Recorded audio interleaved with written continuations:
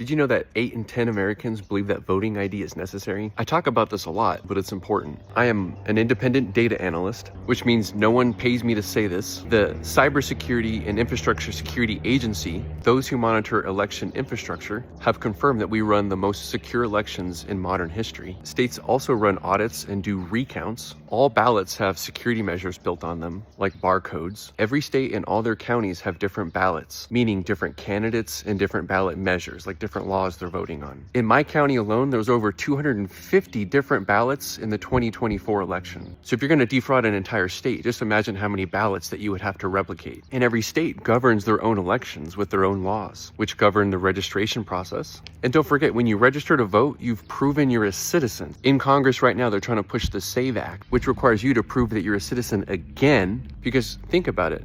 What did it take to get your state issued ID? You had to prove you're a citizen. And every state has their own ways of proving that each person is a citizen. It's called states' rights. It used to be a conservative value. Come on, they even overturned Roe v. Wade on that argument. My point being, our voting systems are secure. But who am I anyways? My name's Taylor, and I'm a senior data analyst. That means I analyze information and I provide context to it, because we all know that in the great words of Jay-Z, men lie, women lie, numbers don't. And so I do my best to make sure that the numbers I provide don't lie to you. Let me end on this.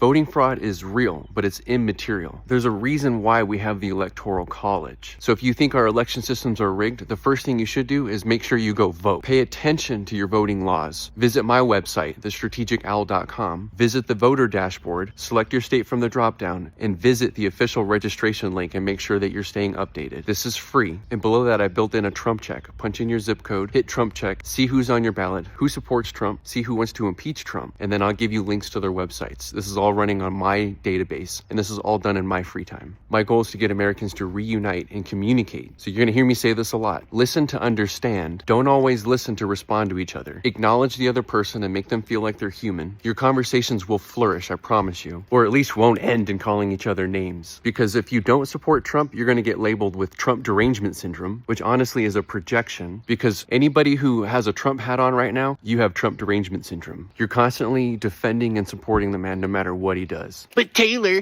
can't you ever report anything that he does positively? Do something positive. He tried to reclassify cannabis, but Joe Biden he was probably going to federally legalize it instead. I'm just saying, America, I don't want to live in a world where our leadership just deflects. Right now we have generations of people watching leadership and absorbing their deflections. They don't take ownership. I don't want to live in a world where people don't take ownership and they just deflect everything. That's an immature society. It's an unhealthy society. And I don't want to live that way. So America, again, my name's Taylor. Peace out. I love you. Thanks for listening.